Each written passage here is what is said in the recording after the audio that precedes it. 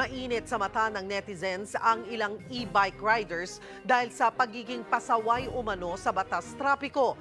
Gaya na lang sa Binondo, Maynila, kung saan sa pool sa CCTV ang e-bike rider na halos nakipagpalitan na ng mukha sa nagit-git niyang kabayo. Para bigyan ng mukha ang balita, Mobile Journal, King Senko. Mga kapatid, sarap mamasyal dito sa Binondo, di po ba? Authentic Chinese cuisine food trip, pamamasyal, sakay ng isang kabayo at kung ano-ano pa.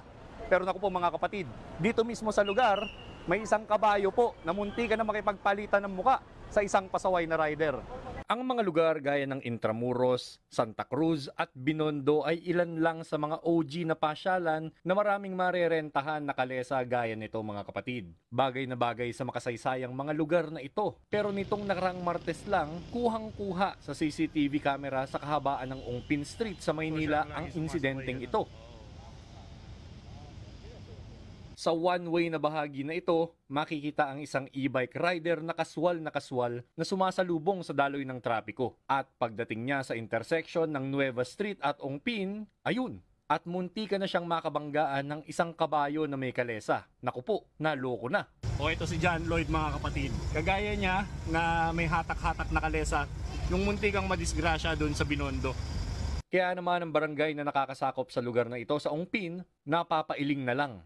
So far, dito sa amin, sa barangay namin, yung e-bike, nag-start na kami last year pa na hindi papasukin, sumasalubong doon. Talagang wala silang pakialam kahit saan sila pumasok. Makikita sa video na saktong-sakto pero puwersado ang pagkakahinto ng kabayong palikusa na sa one-way na daan mga kapatid. Kung inyo rin pong tititigan, halos nagkadikit na ang mukha ng kabayo at ng e-bike rider. Wala pa namang helmet o kahit na anong safety gear na suot ang e-bike rider. Dahil dyan, ang mga kutserong nakapanood ng CCTV footage na ito, naaawa man dun sa kabayong na puwersa, may say naman sa mga tila walang pakundangan kung huminto o mag-cut sa tapat nila. Delikado talaga, lalo sa kanya. Diba? Kasi kalesa to siya, e-bike siya Pag yung biglaan kasing kamukha ng sitwasyon na nangyari na yon, pag biglaan hindi mo kasi kagad siya mapipigil. Hindi naman siya kamukha ng sasakyan din kasi.